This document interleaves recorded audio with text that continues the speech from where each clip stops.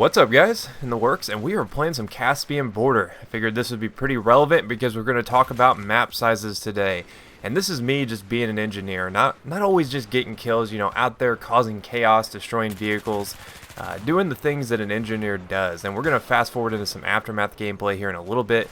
But I figured starting off with a little Caspian Border would be relevant because we're going to talk about the new premium video, we're going to talk about map sizes and in-game, we're going to talk about all sorts of stuff. But right off the bat, we did have a new in-game video. I cannot show it to you, unfortunately. EA, you know how EA is with their premium content. But I'm sure you can find it on YouTube here, and actually I bet you it's up right now. So if you're not premium, I'm sure you can find it on YouTube. I don't know, just go look around. But if you're a premium guy or gal, go over there, check out the video. It's actually kind of interesting, but I wouldn't expect a ton. It's mostly just like still images, still video. They basically froze little action scenes and kind of did like a 360, so you get a good idea of what the maps are going to be like. And I think our suspicions have been confirmed on the map size. It's going to be Caspian Border-esque. I mean, I'm looking at these maps and the only thing that comes to mind is Caspian Border. And I've been saying that since the get-go, that as soon as I saw those first stills, I was like, okay, this expansion looks like it's going to be around the size of Caspian Border, which is great because I think it offers a lot of different angles. Not only do you have some areas where it gets really chaotic, it gets really fast-paced, it's bigger, it's more spread out, it's more of the battlefield experience as opposed to Aftermath, which, don't get me wrong, Aftermath is awesome. It does tend to get a little cluttered at times though, it gets a little jam-packed, which you'll see towards the end of the video, whereas Caspian Border you have more room to spread out, you have more room to play Battlefield like Battlefield, and I like high action gameplay, but every once in a while I want to play it on my terms. I want to take it a little bit slower, I want to be an engineer out there destroying vehicles and stuff like that, so I think it's going to be a lot like these maps. I think maybe it might even be around the size of Armored Shield. If you played Armored Kill, you'll know Armored Shield. There wasn't a lot to that map. It was mostly a field. But within the field, they had, congestions of buildings, little settlements or whatever you want to call it, where the action took place. And that got me to thinking about these maps, and the one thing that always comes to mind as soon as I look at a new DLC is what is it going to be like on console? Because you guys know that I don't like that console doesn't get the full experience. I don't think that's fair. Being someone who played a lot on Xbox in the early goings as well on PC, it's just, I don't think that a DLC should only cater to one group. But I think what they're trying to do with this one is give you the best of both worlds. Because not everybody likes fast-paced gameplay, even console players. Some people like a more tactical type, map where you can play a little bit slower. I think these maps are going to be the perfect size for console. You're going to get Battlefield experience. I use that term loosely. I know it's a very confusing term, but when I say that, I mostly mean, like a combination of infantry and vehicle gameplay where the infantry actually complements the vehicle.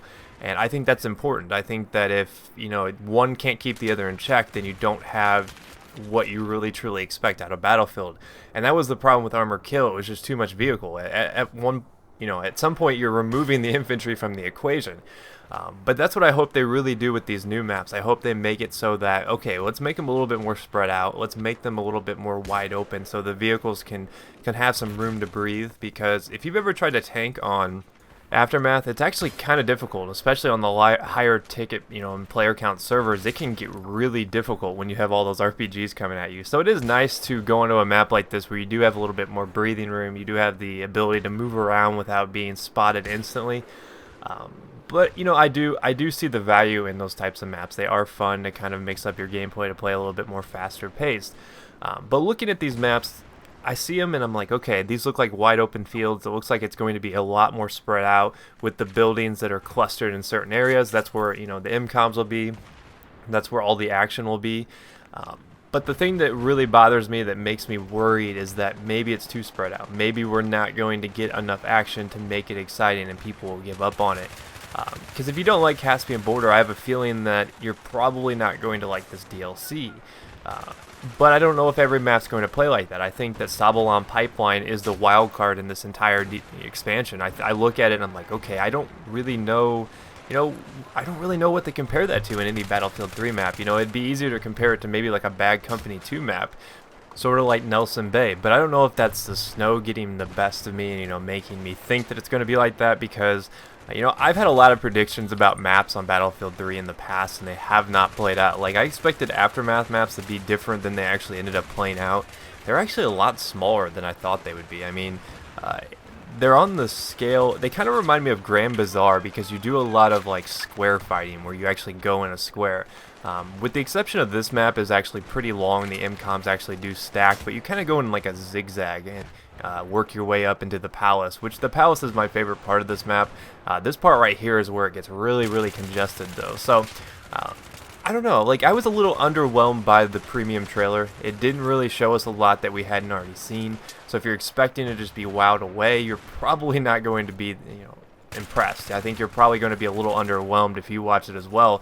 But it does show off, some of the dynamics of the map. I expect them to be easy to get from point A to point B, and I think that's important to make this a successful DLC, because that was the problem with Armor Kill. It took so long to get to each different conquest flag. There was so much space between MCOMs, it just made it ridiculous. And the good thing is the AC-130 won't be there, and I think this will be a whole different ball game for you guys. I think that if you hated Armor Kill because of the AC-130, I think with this you're going to be satisfied, because not only are we going to get vehicle versus infantry gameplay where it's not always like one is dominating the other.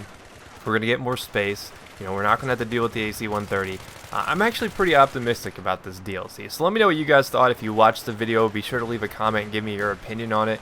Are you excited for in-game now? Because we've seen almost everything there is to see. I mean, we haven't really seen the dropship in action. I'm sure that'll be something that plenty of YouTube people who play on PS3 will be posting in very, very shortly here, because it comes out, what is today? Oh, it comes out in like 4 days. So it comes out on Tuesday, so not a lot of time before the actual release. So we'll be seeing in-game stuff here in a pretty short amount of time. But let me know what you guys think about the DLC. Excited, not excited? And if you missed any of my other videos, here's a chance to catch up. And I will see you guys next time. Peace.